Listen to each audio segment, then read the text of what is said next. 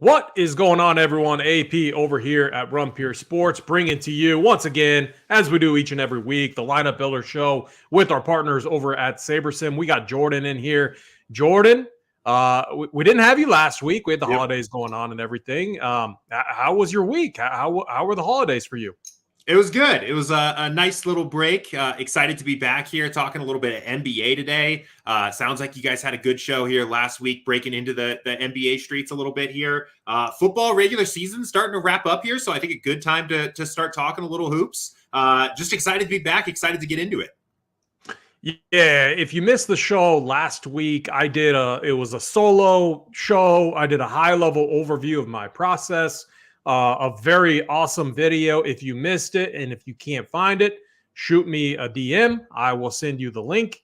And just if you're looking to fine-tune your process, I think it'll give you a good idea of how I do things. And you could take some bits and pieces from that and use them however you wish. Today, we're going to expand on that. We're going to continue onto that. And we're going to focus on we're going to go back through this process, but then we're going to focus on what we can do after lock and the different features with late swap and everything.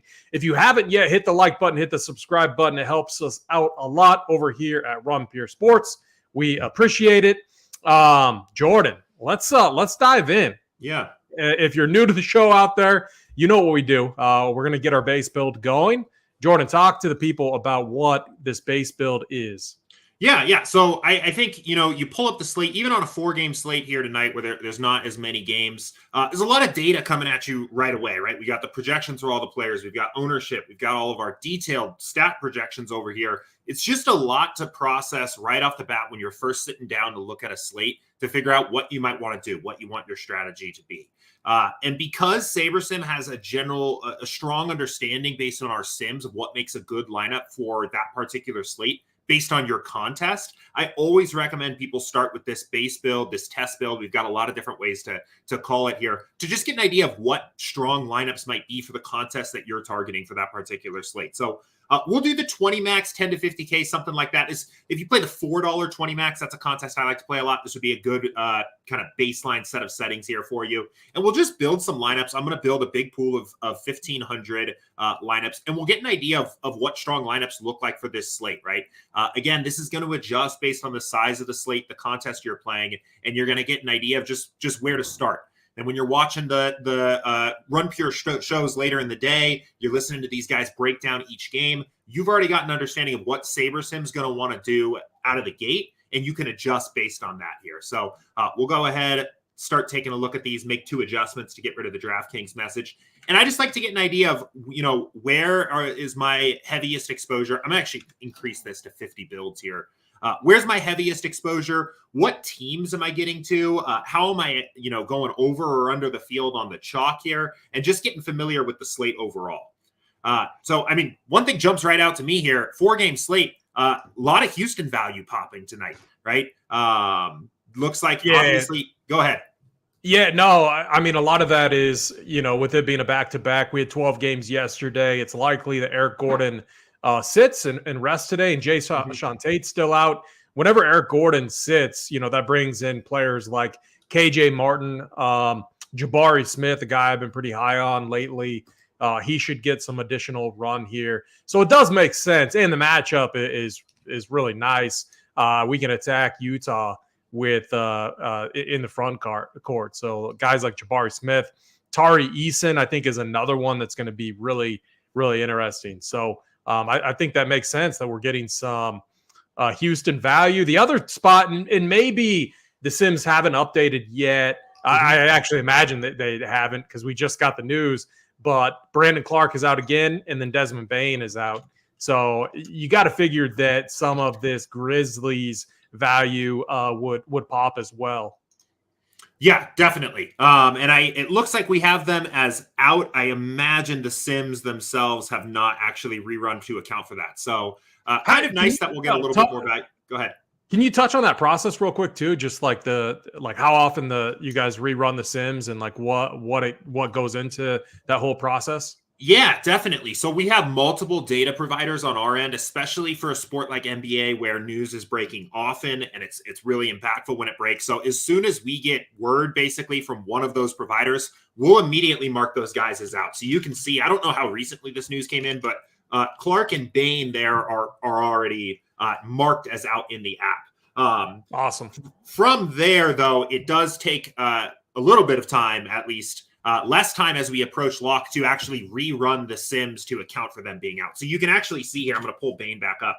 So he's marked as out. He has no projection. You won't get him in lineups, but he still has these like detailed stat projections over here, which means he's technically still in the sim. And that means that the other Memphis guys here aren't going to have been correctly adjusted yet. His minutes haven't been reallocated. Clark's minutes haven't been reallocated yet. So I would say that sim is probably running, if not very close to running here. I was actually just going to quickly see on my end. So yeah, it actually looks like the initial sim for that game has now restarted. So that'll reassign those minutes, bump up probably a lot of these Grizzlies guys. I would say probably actually in the next couple minutes on this show, we'll see those minutes adjust here. And the Grizzlies change.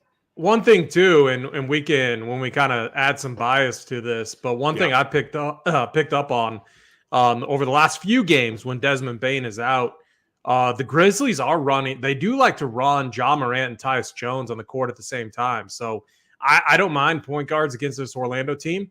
This Orlando team has been pretty thin lately, obviously, with given the situation that they had, where guys were suspended. I believe Wagner is still suspended. They get a couple pieces back here. But on the Memphis side, it should be much thinner. So guys like Santi Aldama, he should get some nice run. Tyus Jones, I think, gets a little extra run. Conchar, I think, gets a little extra run. So it's going to be a really interesting spot to target early on this slate. And then Steven Adams has been an absolute beast as well. So right out of the gate, and this is going to be an interesting slate too. And I think it lines up with late swap really well because if you look at it, we have multiple different lock times. If we're going off Eastern time, it's 7, 7:30.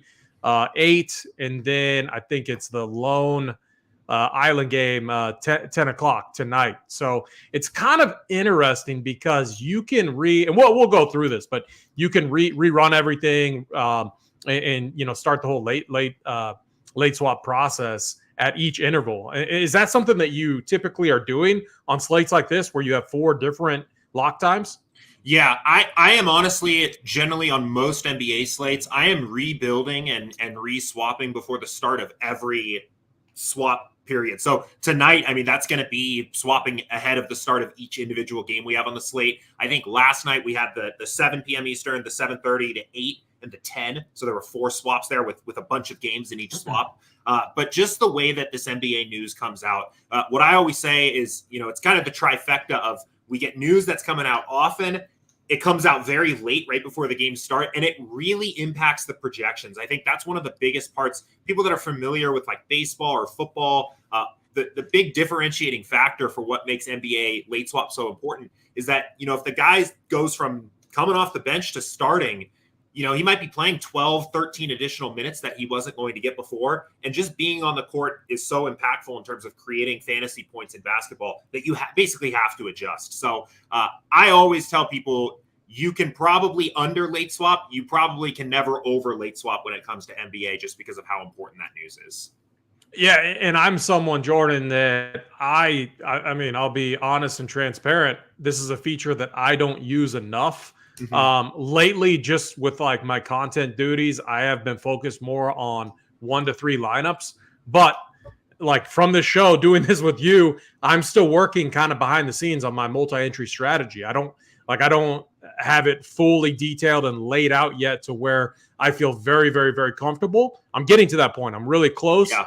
Understanding and really knowing late swap is kind of my next goal. And then this is for everyone out there. Like, well, why wouldn't I just run 150 each and every night? Why wouldn't I just, be doing this to begin with? One, I like to have a process laid out. I think everyone should.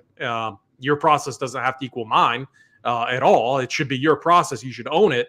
But 2, like my second part is now once I have my process, I want to master it. And one thing that you mentioned early on, the $4.20 max, that is, in my opinion, the best tournament to start practicing this, to start, utilizing it and implementing it in to kind of dial in your process to make sure everything makes sense, especially with late swap. Because if you mess something up, for example, and you're maxing, the $4.20 max, I don't think you're going to be like that tilted at the end of the night if you just completely mess something up. So part of it is just managing the tilt on a slate to slate basis, and obviously NBA is a very long season. So let's dive into the post lock environment and how we're using SABERSIM and this great tool that we have to late swap.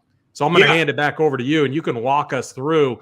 I'm going to be taking notes at the same time because there's a few things that I need to get a little bit better at, and a lot of it has to do with late swap. Yeah, so let's just go through the process. I think it'd just be helpful to just see me kind of do the process here. So I actually reserved the $1.20 max before we got started here. So this is basically, I'm playing 20 entries, right?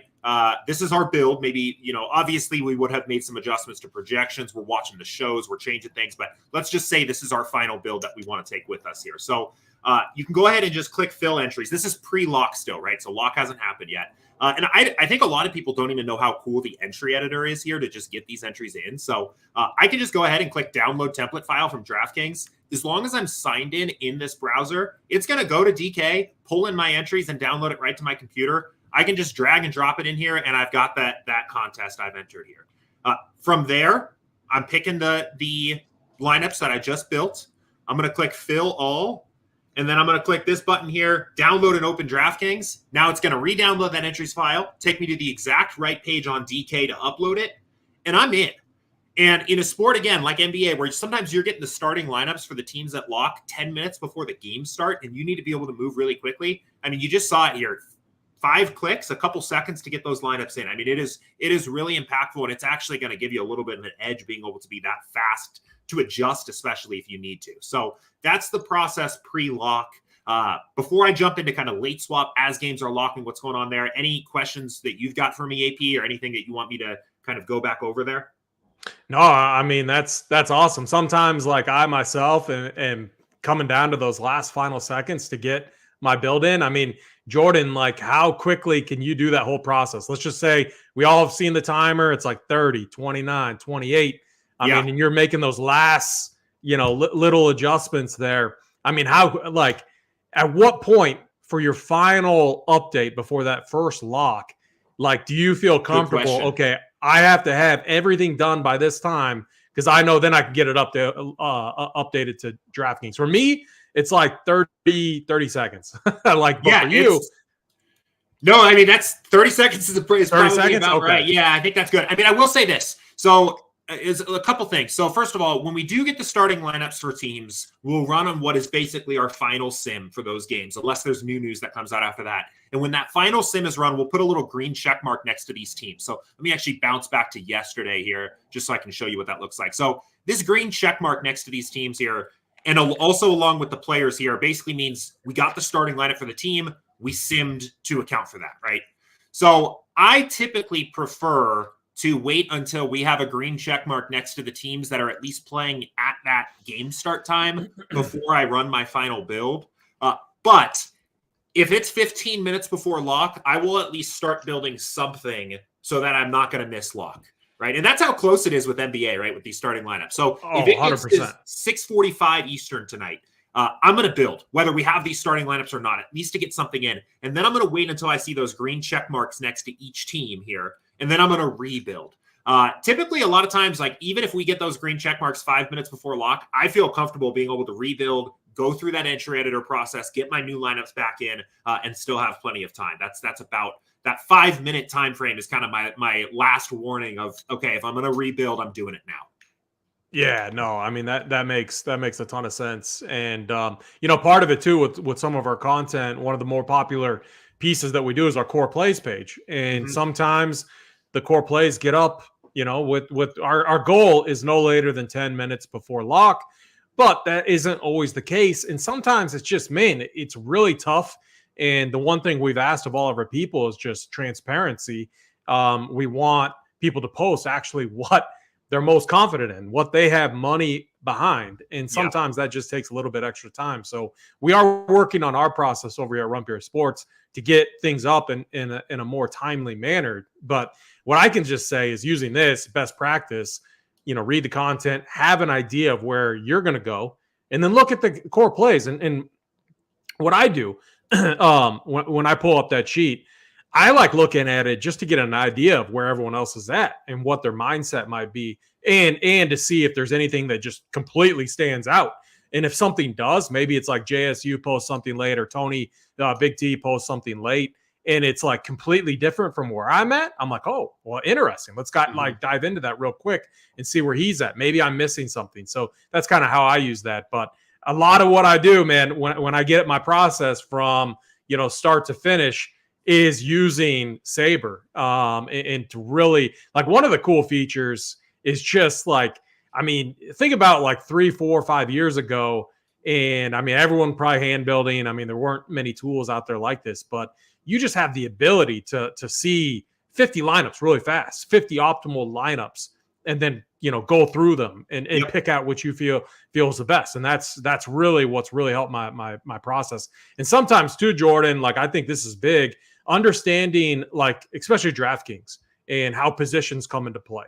Maybe we have a ton of value at the guard position and not a lot at the forward position. Just using the optimizer, pump up those value plays, or just to see what else pops in those builds. So there's so many different things that you can do with this tool and feature to help your NBA game. And man, if I didn't have it now, I'd definitely be lost. So but yeah, let's keep going. Let's get into the late swap part. Something that I'm very interested to dive into.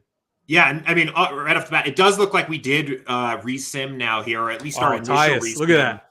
Yeah, your sims are sharp, man. One other thing too. Click show people. I like to see the distribution ranges. This was so interesting the other day when I was looking at Luka. When you're trying to, when I was figuring out between the studs which one to pick. This is a tool that people can use too, just looking at the range of outcomes there. And what you're seeing, here's what I see when I see this, because it's like, well, why does this make sense? Ja Morant's still playing. The Sims, how I interpret this, they're already understanding the rotations and picking up on that. Tyus and Ja have shared the court quite often when Desmond Bane is out. That's something that's starting to happen there, and that's why you see. That's why you see a lot of upside there in Tyus Jones relative to his price. So he's going to make for a really strong play tonight, I think. Yeah, no, absolutely. And something else you can look at is these percentiles over here, right? 25th, 50th, 75th. This is a way of kind of visualizing that range of outcomes with the actual numbers behind it. So 75th percentile means that that player scores that fantasy point or more in 25% of the sims, right? So you can kind of get an idea of how often players are reaching certain outcomes. And it's a good way. There are times people will ask, they'll say, hey, look, my ownership fade is that high, and KJ Martin is going to be 76% owned. That'll change now that we have Memphis value, but you're projecting him to be 76% owned, and I'm still getting 100%. Why is that? Well, a lot of times the reason why is because in basketball, where just value and being on the court is so important, that a player just might be so underpriced that they're worth playing even at that ownership based on the sims. And you can actually kind of see that. You're seeing that even if KJ Martin has his 25th percentile outcome, he scored 18 points at 3,500 on a 4-game slate, right? He's going to exceed that 75% of the time. 75% ownership. You can see very quickly that actually might be a play you still want to be over on even at that level of ownership. So very useful to look at those percentiles. That's such a good point, like right there. Going back to the Luka example I gave, he had what I would call a floor game in the one that I'm talking about against the Rockets. People were tilting him in the first half, and he still put up 67 points. Mm-hmm. Are you kidding me? Like, the guy is incredible. He wasn't hitting shots. It wasn't the Luka that we were accustomed to seeing, like the 80 points.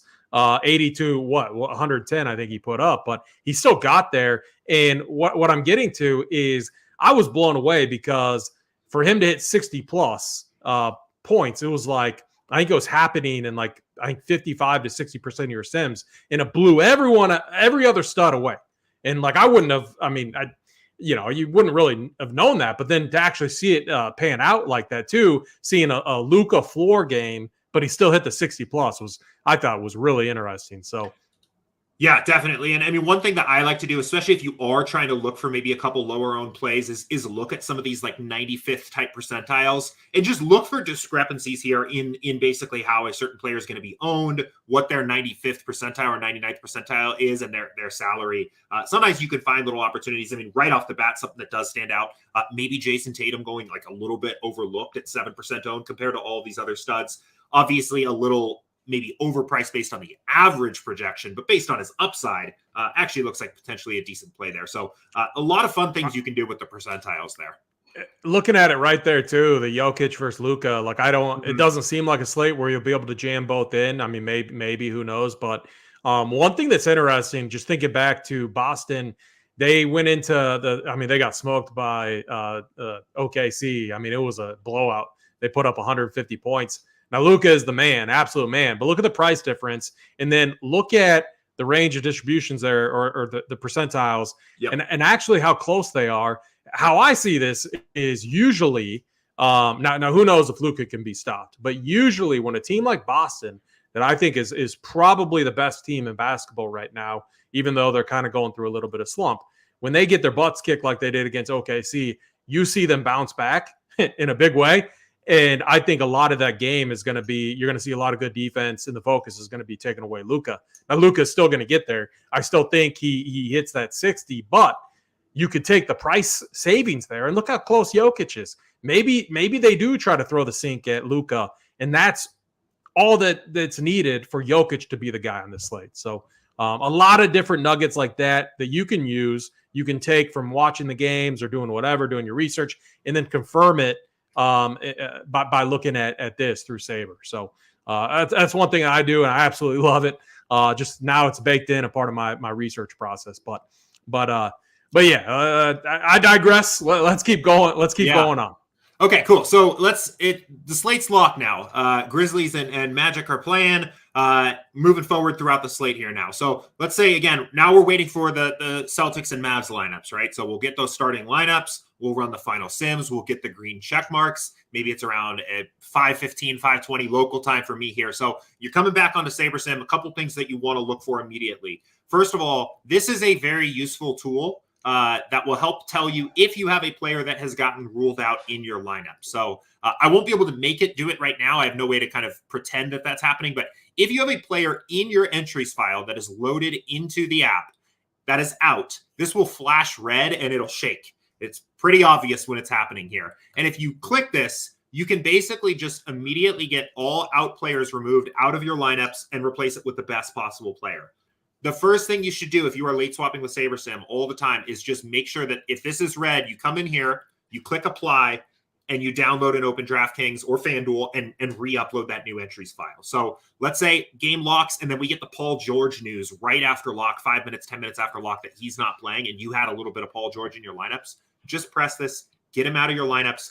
It's just gonna, you most of the time, you probably could just run a late swap. But that 1% of the time where you run out of time or whatever, you're going to be very happy that you don't have a big fat zero sitting in any of your lineups. So you always want a quick swap first before you go on. This is only changing that player. It's That's not correct. Changing anything else in the lineup. Okay, very good. It's only changing that player. It's very similar to like the global player swap on DraftKings or FanDuel. What's better about doing it in SaberSim is that we actually, rather than on DraftKings, you have to basically pick the player you're going to sub into every lineup.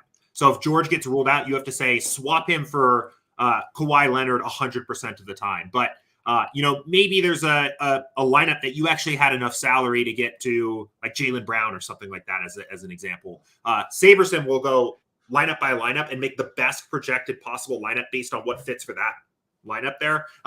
So I would recommend using Quick Swap there. But the big thing here is the late swap, right? So how do you get to late swap? If you click the new build button for a slate that is in progress, it'll automatically default to a late swap build. So this toggle will be on. You'll see big bright yellow up here, late swap settings, to indicate that you're in a late swap here. You can pick what contests you want to late swap. So in this case, again, I just have the one contest, so that's what we'll do here now. And otherwise, it'll look very similar to what you've seen before. It'll have your settings you can change here. Number of lineups will be locked in at this point now here, but you can change any settings. It'll listen to your projections, your rules, same thing as always, right? And and now you can run your late swap build. It knows what players are locked in to each build, right? Yep, that's correct. So might be a dumb question, but no, it's a good gotten question. it before. Yeah. So what's actually happening here is we're going to basically take every lineup that you have, lock in the players who's in those lineups whose games have actually started, and then rebuild the best possible lineups around them with the new sims there. So we'll actually go ahead here, and I'll just do this so we can at least see this here. And I am pretty confident this will work. I actually haven't done a late swap for a slate okay, it's working fine. So I wasn't sure, since the slate hasn't actually started, if it'll work, but there we go. So we're good to go. Perfect. And now, actually, I mean, this is actually a good example, because when we ran this first build, we didn't have this Memphis news yet. So now you can see, look, 100% Tyus Jones, still getting a lot of KJ Martin, right? Great value play, but it's a little bit of John Conchar, Dylan Brooks, right? Some of these Memphis guys. This is actually a really good example of late swap in action a bit here. And you can see, it looks right? like Luka Jokic builds that we talked about. Maybe you can make it work tonight. Yeah, a lot of value. I like that build right there at the top. That's pretty nice. Totally different construction here now available to you. And this is part of, obviously, in the actual slate we play out tonight, Tyus Jones is not going to be a 0.5 percentage point owned. But if this news broke after lock, he would be way less owned. Obviously, it's the first game on the slate, but you get what I'm saying. If news breaks after lock, the guys that you should be getting on when you late swap come in way less owned than they should be every single time. There are a lot of people out there playing DFS in your contest that ignore late swap entirely, and there's a lot more that aren't going to be doing it right if they're trying to anyway. And this is the advantage that you get out of it. So very valuable here. But you can see, our lineups rebuilt. We're all good. A couple very quick process notes. So one question we always get is, do I need to re-upload? Do I need to re-download a new entries file from DK and upload it to SABERSIM every time? And the answer is no. So as long as you click this download button, whether it's download new entries or download entries in Open DraftKings, either one, we're basically going to assume that that's your new entries file. That's the one you uploaded to DK. So I'll do that real quick here now. And then if I come back, and now it's time to late swap for the 6 o'clock game, my time. It's already We're saved. still tracking that entries file. Yep, we still have it. We know what your entries are. Now, that can go wrong sometimes. Let's say you come in here, you hand build one lineup, you hand edit one lineup. Suddenly your entries files are out of sync between DK and I think this is where I've gotten messed up. Yeah. So let's just say you upload entry, you run your late swap, you upload it to DK, and it gives you errors, right? It's like these lineups are not valid or whatever. That means at some point along the process, your lineups in SABERSIM and DK got out of sync. So what do? Very easy to fix that. You go back to the entries tab over here, and you click upload new entries, download template file from DraftKings, which is going to go get that new entries file, the one you have up on the site, and re-upload that. And you should be now, we'll go ahead and click yes, we want to overwrite. You should now be back in sync. And if you run a new late swap here now, everything will be evened out again. So gotcha. That fixes basically go back to that, don't restart your process, but basically do kind of go back through that initial process. Yep. Okay. Get Perfect. that new entries file. I think that's where I've maybe made some mistakes in the past. Where I'll do this, I'll go through all of this, and I'll be in there, but then I'll pull it up through my phone, and I'll make a manual edit, and then it slightly gets off. I still think you can, it still works though, right? It just won't be, you won't have full control, or am I wrong? Basically, it will not upload it will not edit any lineups that was manually changed. Yeah, exactly. Right? Okay, gotcha. Because it'll error out. So yeah, so that's kind of the basic late swap process. I would say a couple other things that come to mind here. Let's say you're running that late swap build on SABERSIM and you're getting errors, right? You run the build and it says you can't run the late swap, or all of your lineups are not getting swapped. Maybe it's only swapping 6 of your 20. What's going on there, right? Well, before lock, you have empty lineups. You can use any player in any spot. You haven't used up any salary. It's very easy for SABERSIM to match your exposures, to match your lineup rules you've set. So do all of these different things. After lock, as players start to fill up your lineups, there are less and less ways for SABERSIM to build you new lineups. There are less ways for it to match new exposures. There's less ways for it to match new rules. So if you are running into trouble actually getting that late swap build to build on SABERSIM, I would start to relax some of those things as the slate goes along, right? If we get news that Paul George is out before the 5:30 or 6 o'clock game or before the 8 o'clock game, I would say it is more important that you rebuild to take advantage of that than it is for you to maintain the lineup rules and the exposures you set before lock. So if you're running into issues with getting that late swap to run, I would, either like, let's say we've got some min exposures here. I would reset some of these columns. I would consider turning some rules off here. I would also consider, even if you're really in a time crunch and you just got to, Paul George is out, right? You got to account for that. I would just reset your SABERSIM and run that build, because that the value you're getting out of rebuilding for the most recent news is probably more valuable than whatever you put in there before lock. Gotcha. All good things. And I think you helped me figure out where I was making a mistake. And I actually, I guess it's not the worst thing, because if I'm ever making an edit, it's usually on my main build, whatever my main build is in. And then if I'm MMEing outside of that, I guess it would still work. It just, any changes wouldn't impact the build I edited.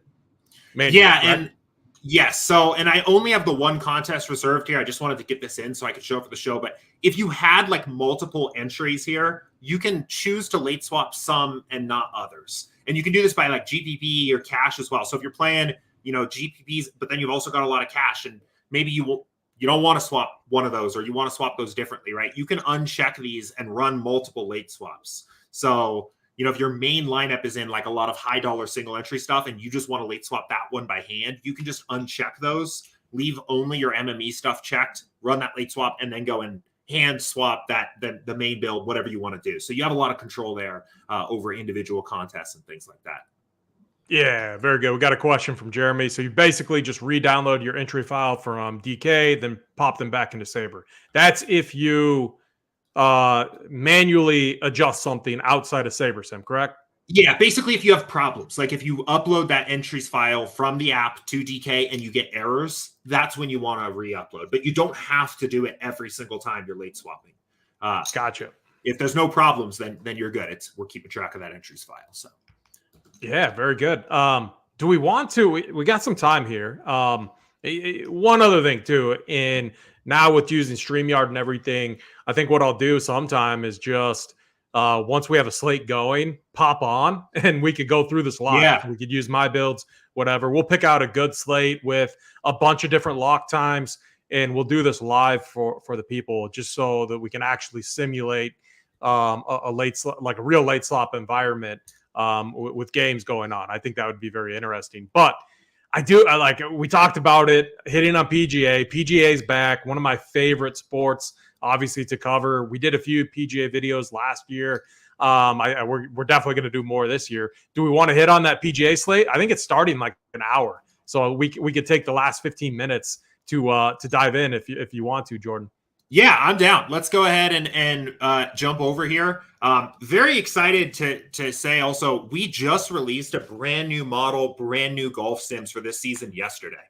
So we overhauled it. It's new and improved for this season. I actually did a stream on the SABERSIM YouTube channel yesterday with Eric and Will from our team, who built this model, going into detail about how it works. So if anybody wants to go kind of check that out, definitely go check out that video. But you'll see there's a lot more in here this year that we didn't have last year. So is that just on your the SABERSIM YouTube channel, correct? Yep. Right at the top is a golf playlist. We did that yesterday, so definitely go check that out. I will definitely be checking that out. And then one thing right off the bat, and we'll probably do this again next week. We'll hit it on a high level today, but PGA projections, I think, are always kind of interesting. I have my own system.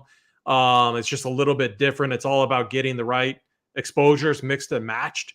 But this is, so look at the kind of, the difference between the RPS projection and the SABERSIM projection. I have a sneaky suspicion that we're going to get a lot of questions on that. What are the differences there? Can you give a high level overview of what goes into building out your guys' projection there? Yeah. So our projection is the mathematical average of our simulations of the full. So we simulate out each tournament basically. Right now, it's actually a round by round. Beginning next week, it'll be a hole by hole sim for every golfer in the field and we do that thousands of times. So this is actually the average score that Jon Rahm scored in those thousands of different sims. And here's his distribution curve for this tournament. I think your guys' projection for this tournament makes far more sense than where we're at. And the reason is because one, this tournament historically has been a birdie fest. Two, what I see baked into the projection there is winning upside. I think the winner is going to be one of these top guys. Your JTs, your Rahms, your Scheffler, Cantlay, Cam Young, I think has winning upside too. Sung J M has been very good here. So that's why I think we're seeing a big score there. Correct? Yeah, and also there's no cut. I think that's a huge factor here. There's really no downside for some of these elite golfers. I mean, I guess if they go out there and just like shoot a terrible 4 rounds or really just blow up on 1 round, I guess there's a little bit of downside, but not the same downside as you have in a cut event where they just, aren't even playing the weekend or something like that if they have a bad couple rounds early. So I think that's a big part of it here. Easy course, no cut, very high scores here. You will see as we, get through the season, have cut events, tougher courses, things like that. Much lower, highest scores here in the projections table. So awesome. Can we run let's run a build? I'm really curious. Like, I know where I'm at. We added some new pieces of content over for PGA. I built out a heat map. You can go over there if you're a member, go check it out. Hoop has his player pool, or now Hoop is managing a player pool that's going to be posted each and every week. BigT, obviously he has his same stuff too. Tambo taking the lead on a lot more things as well. PGA, definitely something that, us over at RPS always very, very excited about. And man, I think it's going to be a really big season, especially now having a better understanding of how to, because PGA is one thing I do multi-entry each and every week for. So like NBA, I'm usually doing 3 to 5. NFL, I'm usually doing 6 to 12 lineups. But there's a lot more, manual things that I do to my process. PGA though, I'm typically maxing out the $5 each and every week. 150 into that. One of my favorite contests to get into. Still aiming to take that thing down. I had a few sweats last year. I think a 5th place finish, a 7th place finish. So like, I know the process is right. We're going to get it this year. I'm very, very confident in that. And SABERSIM, I run it all on SABERSIM too. So I imagine that we'll be dialing in our processes this year, Jordan. Yeah, I'm excited to talk about it. I think sims are just so valuable for golf in particular too. Just any sport where average projections really aren't that useful, or they don't really tell the whole story. You're just going to get so much out of the simulations themselves, right? And just like, we talk about NFL Showdown every week, when you're building these lineups, we're actually pulling in those, in this case, tournament sims and building your lineups based on that. It's just super valuable to get an actual idea of what a real optimal lineup for the way that the tournament could play out would actually look like here. So, jumping right off the bat, Jon Rahm, highest projected golfer in the field, showing up a lot. Yeah, Sung Jae looks like definitely a little underpriced as a pretty good option there, 8,300 here. What golfers did we not get any of? I'm just curious to see if it aligns with my fade list. So, a couple things. You can use this leverage. Poston. No Poston. That's my guy right there. Yeah. So none in there. But we have 1,500 lineups in the pool. 10% of them have Poston here in the pool. So very easy. If we wanted to make a change there and get, let's say, maybe we even want to make a big stand and say we're double the field, right? Very easy for us in this build to just give him a little bit of an exposure. We go through the pool, find the best 50 where at least 25% have him in it, and boom, we've got him in there here. So I love this leverage column for golf. It's very useful to just compare your lineups versus the field very quickly. Big fade on Scotty Scheffler here as well. One other thing I'm curious on, if you go back to, can you highlight Jon Rahm?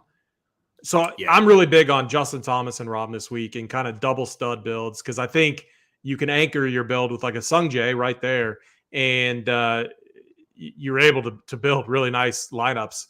How much are you getting of JT and Rahm together?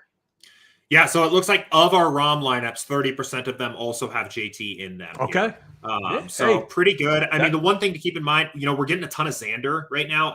I don't know the recent news. I assume he's still in if we're getting him, but I know injury risk there, a little bit of a withdrawal risk, it seems like. So if you wanted to play a little bit more of a risk-averse strategy, capping some of your exposure to Xander or maybe just Xing him out would probably get you a little bit more JT in those ROM builds as well. Yeah, I noticed that our projection had a 0 in for Xander. I was just about to send Captain a message actually because I don't think he's out. I haven't seen anything that says he's out. I faded Yeah. him just because the news didn't look promising. I do have to relook at that, but also I just wanted a ton of JT and Rom. The builds there really line up with kind of where I'm at. The other thing about golf too is injury scares or something like that. But if the golfer if he's good and if he's playing and if it's a no cut event and if it's someone like Xander, who has a ton of upside, who has good history here, makes for interesting leverage because you're going to get a lot of the field to just fade them, don't want to take on that risk. A nice, easy way to get leverage. One other question, and it doesn't relate to this event because I don't think it really matters, but one thing I believe that you guys are working on is tee times, correct? Yeah, that's actually, those are out. They are out. Yep. So we have the tee times for golfers here now in the app. You can do some pretty cool stuff with this. I think the easiest one to show is creating a rule based on that. So we could create a group here. And that was my next question. Wave stacking, something I love to do with a certain portion of my lineups. So for everyone out there, if you're new to PGA DFS, what is wave stacking? Well, one of the biggest factors that it can impact scores is wind, especially when winds are in the 20 to 25 plus mile an hour range. If winds are below that number, these guys are professionals. I don't think it has that much of an impact. But when you start getting into 20 mile an hour, 25, 30, 35 mile an hour winds, that has a massive impact. And you're always going to have a nice advantage playing the guys in the better conditions. Now sometimes it can flip. Like if there's ever a delay, we saw it last year. It was early in the season. It was at an event in Florida where there was a huge advantage, but the problem is a storm came along with it. They had to shut everything down, delay it, and then the wave advantage flipped. And so I had the exact wrong script. I got absolutely dusted. It happens. But I have just full stacking these wave advantages can be just massive, and not many people do it. Like even though that we know the edge is out there, if you go and look at the numbers and what people are playing, people will still be mixing in one or two golfers from the bad wave, and so it's something that I love to do. I love to just go all in if we ever have a significant wave advantage. Not going to apply this week because it's a small field, no cut event, and most of the golfers are going to be teeing off relatively at similar times. But so are you showing us how to basically wave stack here? Yeah. So let me do this again from scratch here. So we'll do add new rule. So we'll open up the lineup rules, add new rule here. This is a grouping rule, and we'll do an automatic rule here to make it a little bit easier on us. So in this case, I mean, if you wanted to do a full stack here, right, you would say use exactly 6, right? 6 golfers, no grouping by team or game. I actually don't even think that needs to be here for golf, but we'll just ignore that here. And then the stat requirement in this case is the tee time, right? So we're saying, for example, tee time must use 6 golfers from tee time before noon.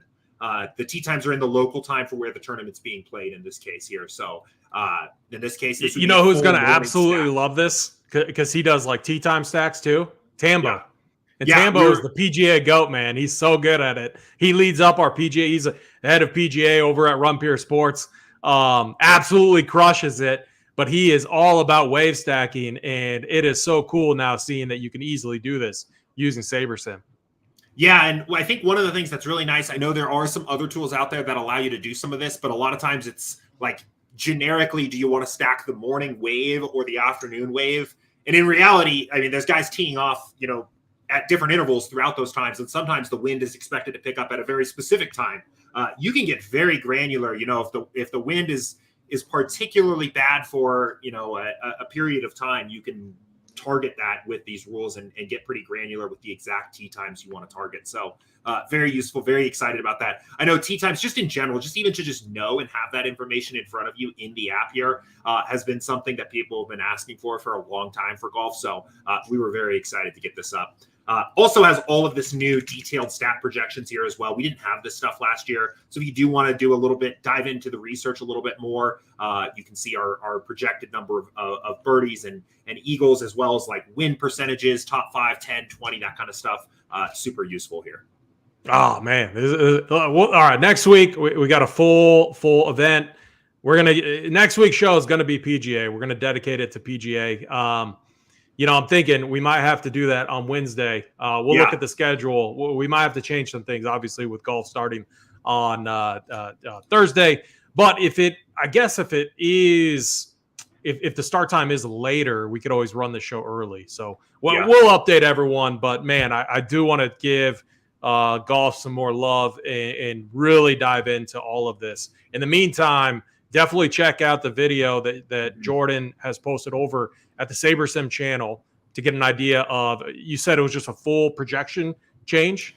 It's a full brand new simulation model. So built it from the ground up. Our data science team, Will and Eric, they worked really hard on this. They've been grinding since like before Thanksgiving to get this out for you guys. So very excited about that. It's an hour-long video kind of interview show that we did here talking to those guys. Awesome. Good stuff. Again, if you haven't yet, hit that like button, hit that subscribe button. It helps us out a lot over here at Run Pure Sports. As always, if you have questions related to any sport, NFL right now, it's still going on, NBA, PGA, shoot them to either me or Jordan, and we will talk about them on next week's show or a show in the future. Jordan, before we get out of here, is there anything up and coming over at SABERSIM that the people should be aware of? Yeah, I mean, a couple things. One thing on the golf I wanted to mention here. Last year, I know people complained a little bit about the ownership projections, rightfully so. They weren't great. We did put a lot of work into improving ownership as well. Very proud of the ownership projections now here. I think they should be a lot better.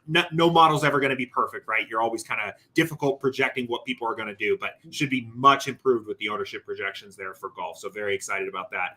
In terms of what is up and coming, we do have a pretty big update for the late swap that is getting very close. So it won't change the process of how you go about late swapping your lineup. So if you watch this whole show today, you're feeling good about late swap. I'm not saying that everything's going to change and it won't matter here, but it will make your late swap lineups better. Hoping to maybe get that out here next week or the following week. So as soon as that's out, I think we should talk a little more NBA on the show, and I can walk through that. Very excited about that as well. So that's what's up and coming for us.